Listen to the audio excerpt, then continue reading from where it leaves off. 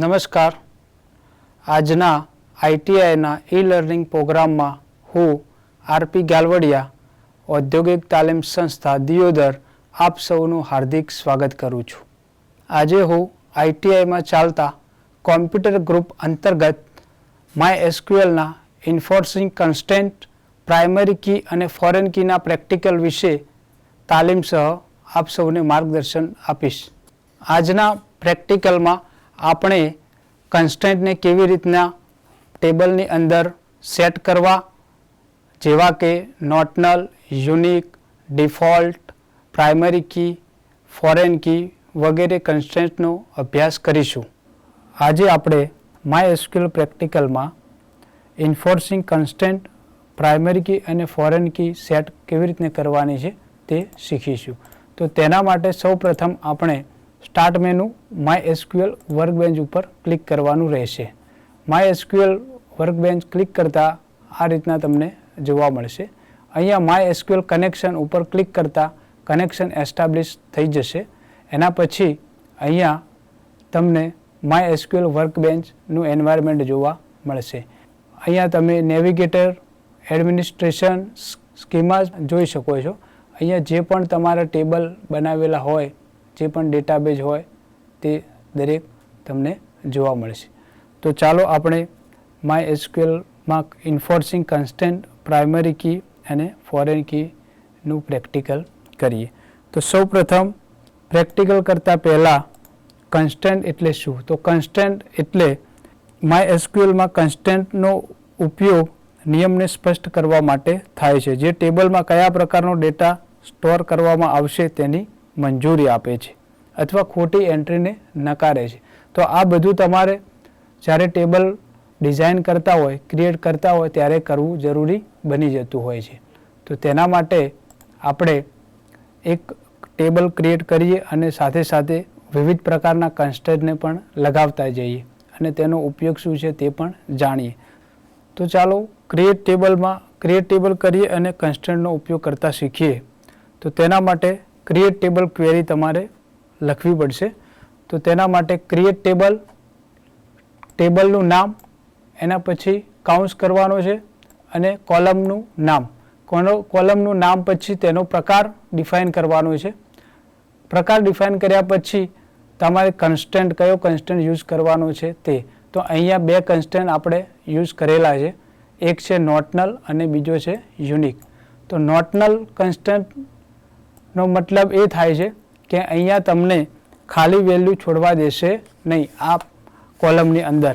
અને યુનિક કન્સ્ટ્રેન્ટનો મતલબ એ થાય છે કે અહીંયા આઈડી યુનિકલી જ તમને એન્ટર કરવા દેશે. તેનો મતલબ કે અહીંયા તમે ડુપ્લિકેટ વેલ્યુ ઇન્સર્ટ કરી શકશો નહીં.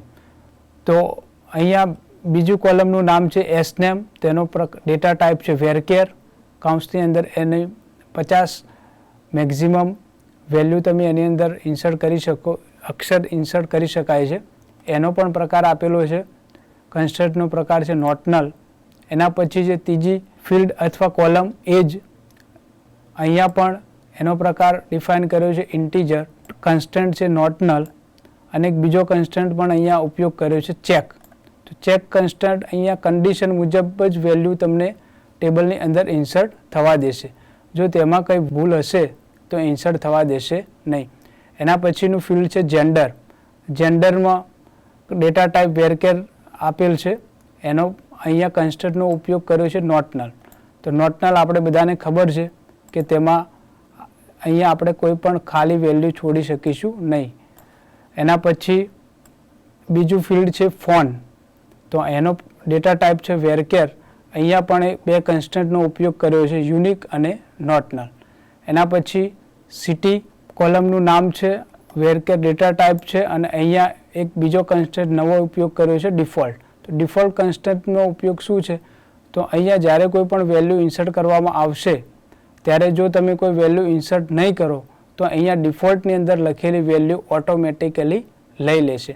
તો આમ આપણે અહીંયા નોટ-નલ, યુનિક, ચેક અને ડિફોલ્ટ કન્સ્ટ્રેન્ટનો ઉપયોગ કેવી રીતના થાય છે ટેબલ ક્રિએટ કરતી વખતે તે શીખ્યા. પ્રાઇમરી કી એટલે શું? તો પ્રાઇમરી કીનો મુખ્ય ઉપયોગ ટેબલમાં રહેલ રેકોર્ડ્સને યુનિકલી આઈડેન્ટિફાઈ કરવા માટે થાય છે. એટલે કે સમાન રેકોર્ડ હશે તો તેને એક જ રેકોર્ડ તરીકે ગણવામાં આવશે. એનો મતલબ એ થાય કે જે તે ટેબલમાં ડુપ્લિકેટ વેલ્યુ જે તે ફિલ્ડમાં ઇન્સર્ટ થવા દેશે નહીં. પ્રાઇમરી કી ડિફાઇન કરતાં પહેલાં તેના અમુક રૂલ્સ છે, જેવા કે primary key always has unique data. Primary key જે તે ફિલ્ડમાં હોય તેમાં યુનિકલી ડેટા એન્ટર કરવામાં આવે છે. બીજું કે primary key can not have null value. Primary કીની અંદર રહેલા ફિલ્ડમાં નલ વેલ્યુ ઇન્સર્ટ થવા દેશે નહીં. ત્રીજું કે એ table can contain only one primary key constant. એટલે કે દરેક ટેબલમાં એક જ પ્રાઇમરી કી હશે, એક કરતાં વધારે કરી શકાશે નહીં. તો ચાલો શીખીએ ક્રિએટ ટેબલની મદદથી પ્રાઇમરી કી કેવી રીતના બનાવવી. તો પ્રાઇમરી કી બનાવવા માટે ક્રિએટ ટેબલ પછી ટેબલનું નામ, કૌંસની અંદર જે તે ફિલ્ડ અથવા કોલમનું નામ. અહીંયા આપણે ફિલ્ડ તરીકે રોલ નંબર લીધેલું છે, એનો પ્રકાર ઇન્ટીજર, અને પછી પ્રાઇમરી કી લખી દેવાની. તો અહીંયા આ પ્રાઇમરી કી રોલ નંબર નામના ફિલ્ડમાં અસાઇન થઈ જશે. એના પછી અહીંયા બીજું ફિલ્ડનું નામ છે એસનેમ, એનો ડેટા ટાઈપ છે વેરકેર, બરાબર. એ કર્યા પછી આપણે અહીંયા ટેબલની અંદર ડેટા ઇન્સર્ટ કરીશું. તો ડેટા ઇન્સર્ટ કરવા માટે ઇન્સર્ટ ઇન્ટુ પછી ટેબલનું નામ, તો અહીંયા સ્ટુડન્ટ નામ લખીશું, કેમ કે આપણે સ્ટુડન્ટ નામના ટેબલમાં ડેટા ઇન્સર્ટ કરાવવાના છે એટલા માટે. સ્ટુડન્ટ કૌંસની અંદર જે તે કોલમનું નામ, તો અહીંયા આપણા સ્ટુડન્ટ નામના ટેબલમાં ઓલરેડી 2 કોલમ આપણે લીધેલ છે, તો અહીંયા એના નામ લખીશું, રોલ નંબર અને એસનેમ. વેલ્યુઝની અંદર જે પણ વેલ્યુ ઇન્સર્ટ કરાવવાની હોય તે વેલ્યુઝ આપીશું અને પછી ક્વેરીને રન કરાવીશું. તો ક્વેરીને રન કરાવીશું. અહીંયા આપણી ક્વેરી રન થઈ ગઈ છે. ઇન્સર્ટ ઇન્ટુ સ્ટુડન્ટ નામના ટેબલમાં જો અહીંયા મેસેજ આવી ગયો છે, 1 રો અફેક્ટેડ. એનો મતલબ કે એક રો આપણા ટેબલમાં ઇન્સર્ટ થઈ ગઈ છે. એવી રીતે ફરીથી બીજી રો ઇન્સર્ટ કરવી હોય તો તમે ફરીથી insert into student, roll number, S name, અહીંયા જે તે ડેટા આપવાનો હોય તે આપણે આપવાનો છે. અહીંયા આપણે એક number roll number already insert કર્યો છે, અહીંયા 2 નંબર આપીશું. અહીંયા જે તે સ્ટુડન્ટનું નામ લખવાનું હોય તે લખીશું અને આપણી ક્વેરીને રન કરીશું. તો રન કરતાં તમને અહીંયા નીચે જોવા મળશે ગ્રીન કલરનો સિમ્બોલ, જે બતાવે છે કે આપણી ક્વેરી રન થઈ ગઈ છે. હવે અહીંયા આપણે એક ત્રીજો રેકોર્ડ ઇન્સર્ટ કરીએ, ડુપ્લિકેટ. કેમ કે આપણે પ્રાઇમરી કી ઓલરેડી બનાવી છે રોલ નંબર નામના ફિલ્ડમાં.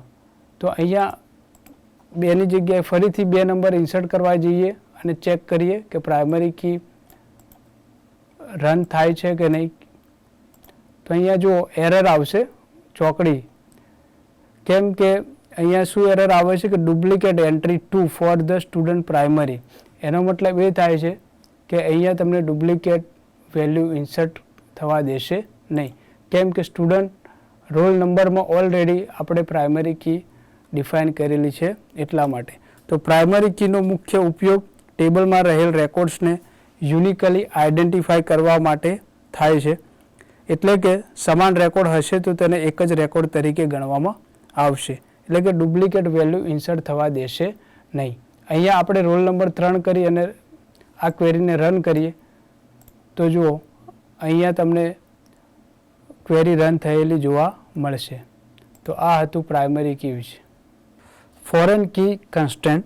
ફોરેન કીનો ઉપયોગ 2 ટેબલને એકબીજા સાથે લિંક કરવા માટે થાય છે. એટલે કે એક ટેબલમાં જે કોલમમાં પ્રાઇમરી કી સ્થાપેલી હશે તેવી જ બીજા ટેબલમાં તે કોલમ ફોરેન કી હશે. એક ટેબલની પ્રાઇમરી કી બીજા ટેબલની ફોરેન કી સાથે લિંક હોય છે. તો આ ઉદાહરણ સમજવા માટે આપણે એક ઉદાહરણ તરીકે 2 ટેબલ ક્રિએટ કરીએ. પ્રથમ ટેબલ ક્રિએટ કરીએ, ક્રિએટ ટેબલ પર્સન PID, એનો પ્રકાર ઇન્ટીજર. અહીંયા પ્રાઇમરી કી ડિફાઇન કરેલી છે પર્સન નામના ટેબલમાં PIDની કોલમમાં. બીજું ફિલ્ડ છે નેમ, એનો પ્રકાર છે ડેટા ટાઈપ વેરકેર અને નોટનલ કન્સ્ટન્ટ રાખેલ છે. હવે એક બીજું ટેબલ આપણે બનાવીએ જેમાં ફોરેન કી બનાવીશું. તો ફોરેન કી માટે આપણે બીજું ટેબલ બનાવવાનું છે ઓર્ડર. તો એનો ઓર્ડર ટેબલ ક્રિએટ કરવા માટે આપણે લખીએ ક્રિએટ ટેબલ ઓર્ડર, એના ફિલ્ડ લઈએ ઓર્ડર આઈડી, એનો ડેટા ટાઈપ ઇન્ટીજર, બીજો ફિલ્ડ છે પીઆઈડી, જે ઓલરેડી પર્સન નામના ટેબલમાં પણ પીઆઈડી પ્રાઇમરી કી હતું, અહીંયા એને આપણે ફોરેન કી તરીકે રાખવાની છે. તો અહીંયા ફોરેન કી ડિફાઇન કરવા માટે ફોરેન કી કીવર્ડ કૌંસની અંદર જેની ફોરેન કી આપણે જે કોલમની બનાવવાની છે જે કોલમનું નામ અહીંયા પીઆઈડીમાં ડિફાઇન કરવાની છે, એટલે તેનું નામ પીઆઈડી. રેફરન્સ કીવર્ડનો ઉપયોગ થશે.